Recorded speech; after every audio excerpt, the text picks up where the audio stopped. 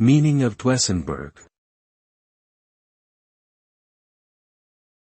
Duesenberg.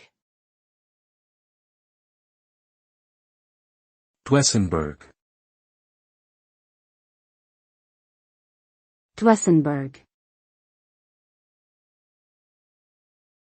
Duesenberg. Duesenberg was an American luxury car brand founded in the early 20th century by brothers Fred and August Duesenberg. The cars were known for their exceptional engineering and high-performance engines, making them a popular choice among wealthy individuals during the 1920s and 1930s.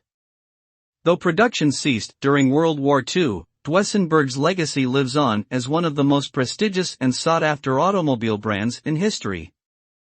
Today, Duesenberg cars are prized possessions for collectors and enthusiasts alike.